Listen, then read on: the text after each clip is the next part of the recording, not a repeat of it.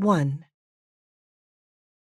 Shepherd peeked through the spindles of the helm's rail and shadowed his eyes against the sun with a salute of his hand. The blazing orb hung low in the sky, ready to dip beneath the waves. It was time to light the lanterns along the perimeter of the main deck. He checked his compass and pored over the maps and journal sprawled out on the floorboards before him one last time. His pen scratched a note, marked a crude line, and continued examining the course they would navigate as soon as he coaxed the rest of the crew into weighing anchor and unfurling the sails. Nothing good could come from staying put in the shallows. The large wooden vessel creaked beneath his feet as it bobbed gently in the murky water. He stood and trailed a finger along the worn wood of the steering wheel at the helm. It had been far too long since this ship had submitted to the mercy of the wind and the waves.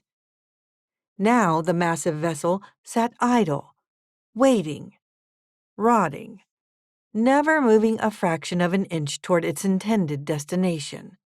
Shepherd pressed a fist into his knotted gut as he imagined the master's sad disappointment directed toward him.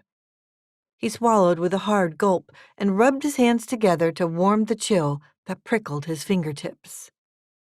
As dusk settled, Shepherd neatly packed the charts, maps, and compass into his satchel and lit a candle to take on his trek around the main deck.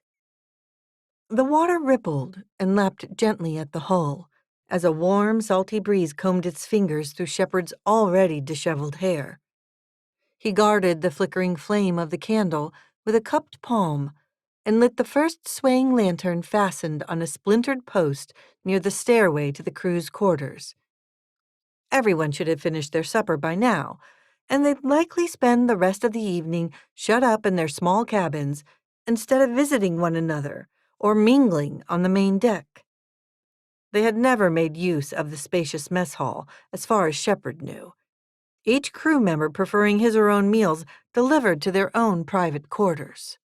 He allowed a heavy sigh to ease the tension in his chest. Someday, this crew would work together. Someday, they'd function as the master desired and sail the open sea as one. After Shepherd made his evening rounds, he trudged downstairs to the galley, where Ember would be waiting for him. He trailed his palm against the sagging galley door in desperate need of a fresh coat of paint. He took a fortifying breath before pushing it open. The rusty hinges protested with a thin squeak. Hopefully, his heart-to-heart with Ember last night had helped his wife put things into perspective. Perhaps he'd discover her in a much-improved mood this evening. His spirits lifted with hope. But as he entered the room, he found Ember slamming pots and pans with gusto, soap suds and water droplets splashing to the floor. "Leave food crusted on your month-old dishes for me, will you?" she grumbled as she attacked a bowl with a wet rag. "And more belly-aching about the dirty windows. Heaven forbid another soul offers a helping hand. How does he expect me to—" She whirled around to face Shepherd with a scowl. "And I suppose you want your supper now?" Shepherd lifted his hands in surrender. "I'll get it. I can see you've had a rough day."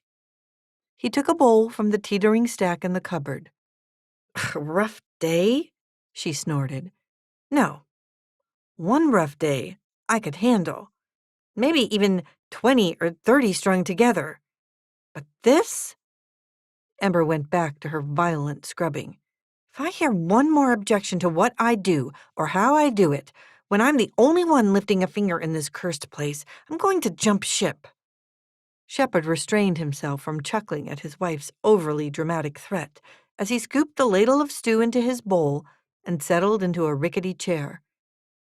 At least she was using some exaggerated humor tonight as she vented. That had to be a good sign. "And then what will you do, my love? Swim across the forbidden sea to the master's shore all by yourself?" Ember stopped scrubbing and tossed a glare over her shoulder, eyes narrow, lips pouting. "You don't think I could do it?" Shepard raised an eyebrow, fighting off a grin. Without running into a sea dragon? Ember turned back to her dishes, her movements still forceful. Well, when you put it that way. She tossed a bowl on the mound of drying platters and utensils as her posture grew rigid. I haven't had a chance to get the meeting place ready. When I delivered supper, Prudence and Ward were happy to remind me to attend to it. She sighed, puffing a red curl of hair out of her face. And then Briar left me this bowl that's been sitting in his room for who knows how long, and I... Shepard rose and gathered his wife in his arms, dish rag and all. I know. You sacrifice too much of yourself every day, and it largely goes unnoticed. If you won't leave some things undone like I've asked, at least know that I appreciate your servant's spirit. But you can't continue like this. You can't do everything, Ember. You know this has to stop, don't you? He tipped his head to lock gazes with her. He'd been forced to learn the same lesson 2 years ago, and his heart constricted, longing for her to let go of her pride. He tucked the wayward strand of hair behind her ear. Ember sniffed and broke free of his embrace, refusing to answer his question. It was no surprise, but her cold demeanor slashed through him. Shepard let his arms drop to his sides. His words lacked weight with everyone on board this ship. Why should he expect it to be any different with his wife? He took the dish rag out of her trembling hand. Why don't you go to bed? But the dishes. I'll do them. I've finished my studies for tonight. Shame and relief swam through her green eyes, clouding their usual ferocity. And the meeting place? Shepard gently squeezed her shoulder. I'll prepare it for tomorrow. Go get some sleep. Ember looked like she was going to fight his suggestion, and normally she would have, but her tired eyes and drooping shoulders told her of resignation before she nodded in agreement. Shepard kissed her forehead, watched her stumble out of the galley to their cabin next door, and stepped up to the large barrel of soapy water. After he placed the last dry dish in the cupboard and latched the doors tight, he checked on Ember, who rolled over in her swinging hammock and mumbled something indecipherable in her sleep. He eased their door closed and shuffled up the stairs to the meeting place to start sweeping. Once he cleared the debris, he skipped the swabbing and furniture polishing to save time and organized the wooden chairs in rows. He'd asked Tripp and Clay to set up a few benches in the back of the room before the morning's meeting, in case more than the regulars showed up.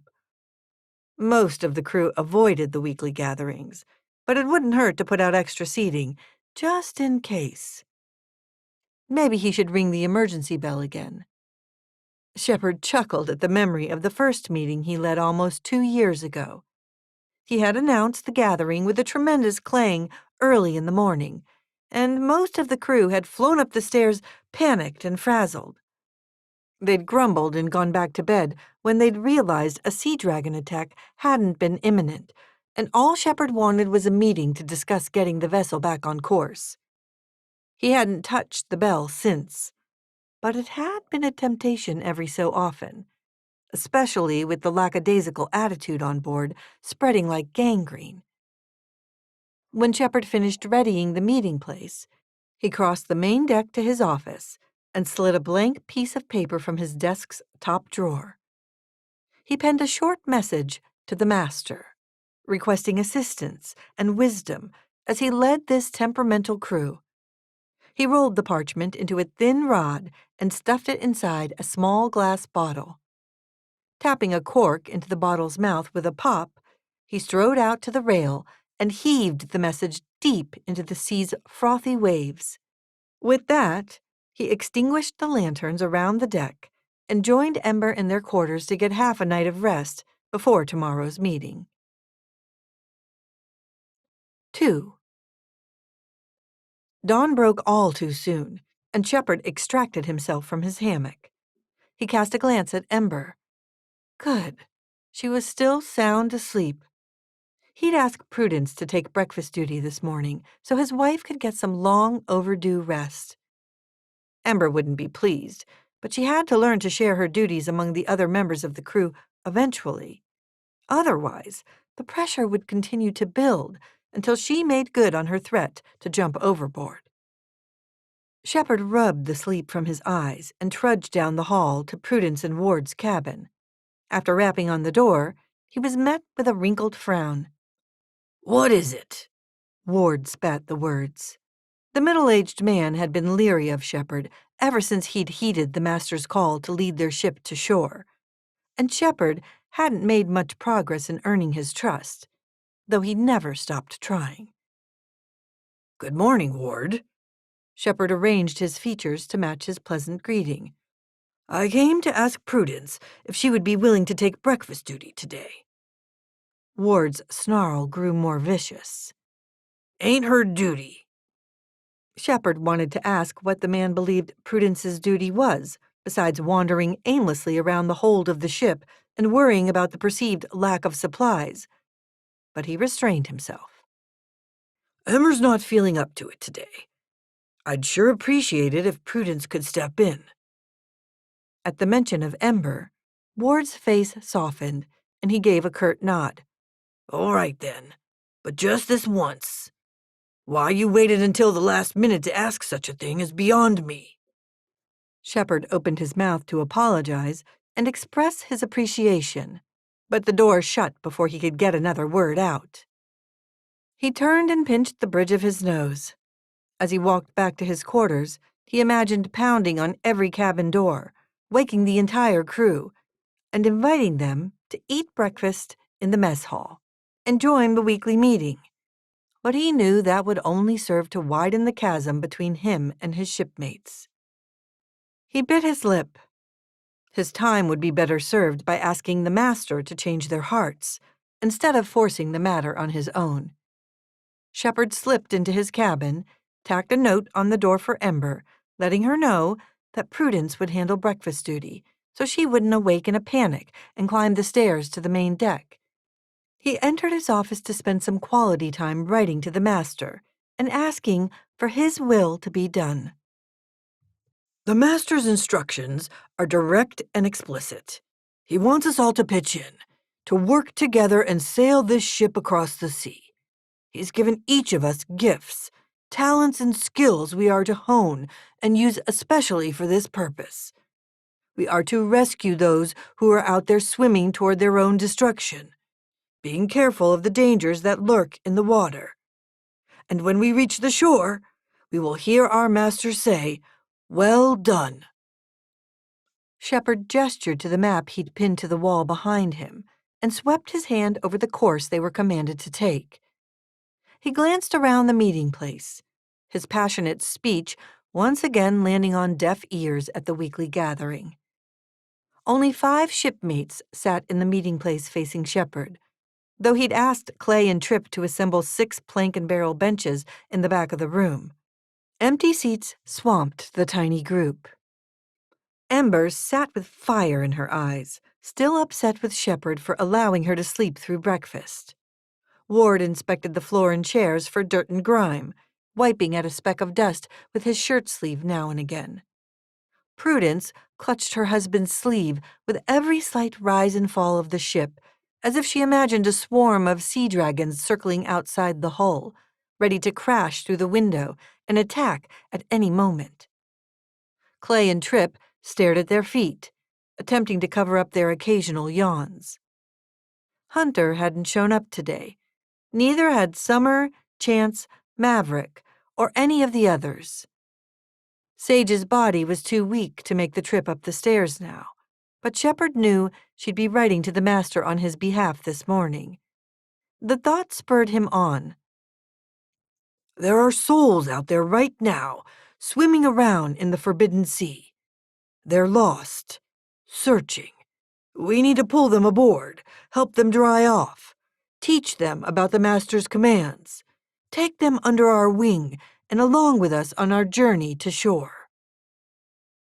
Not that they'd encountered anyone swimming around the shallows for close to a year. and most of the people who had swum by paid little attention to Shepard's offer to toss them a rope and help them out of the water.